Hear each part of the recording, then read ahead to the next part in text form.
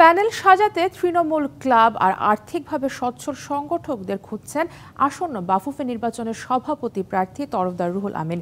বিগত আওয়ামী লীগ সরকারের চাপে ফুটবল নিয়ে কাজ করতে পারেননি বলেও জানিয়েছেন এই সংগঠক।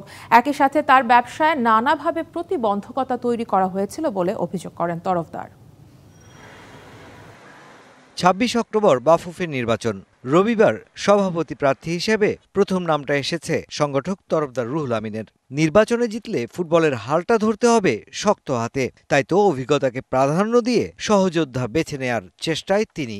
আমি তো তাবিদ ভাইকে আমি প্রপোজ করেছিলাম এবং উনি প্রথমে একবার উনি রাজি হয়েছিলেন যে আমার সাথে কাজ করবেন as a senior vice president হিসেবে। তাবিদ সাহেবের যে লক্ষ্য, আমাদের লক্ষ্য সিমিলার, আমাদের এইম তো সিমিলার এইমে তাবিদ সাহেবকে যদি আমরা কাছে পাই, একসাথে যদি পাই, ডেফিনেটলি এটা আরো বাংলাদেশের ফুটবলের জন্য ডেভেলপমেন্ট হবে আমি মনে করি। তবে নির্বাচিত হলে ফুটবলে আনতে হবে আমূল পরিবর্তন, তাই প্যানেল সাজাতে তরফদার প্রাধান্য দিচ্ছেন তৃণমূলে। টোটাল কমিটির মধ্যে সে যে কোনো পোস্টে হতে পারে, 8টা ডিভিশন থেকে 8জন আর আমাদের এখান থেকে আমরা ক্লাব থেকে 6 থেকে 7 জন, নতুন এবং পুরাতন সমন্বয়ে আমরা একটা সুন্দর প্রেজেন্টেবল বোর্ড করার চেষ্টা করতেছি। আমরা চাচ্ছি যে একটা শক্তিশালী বোর্ড তৈরি করার জন্য এবং প্রেজেন্টেবল বোর্ড তৈরি করার জন্য, যাতে করে ট্রাস্টটাকে আমরা অর্জন করতে পারি। 65% পর্যন্ত বিদ্যুৎ বিল সাশ্রয় করে আপনাকে রাখে প্রশান্তিতে।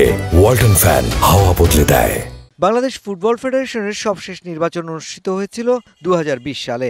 সেখানে সভাপতি প্রার্থী হয়েও নির্বাচনী প্রচারণাতেও নেমেছিলেন তরফদার।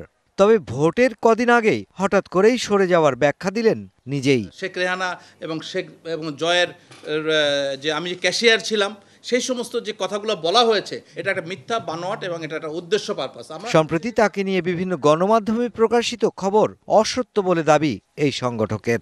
সাইপরটেক এবং আমাদের সম্পর্কে যে সমস্ত মিথ্যা কথা বলা হয়েছে। Mushfiqur Rahman, DBC news, Dhaka.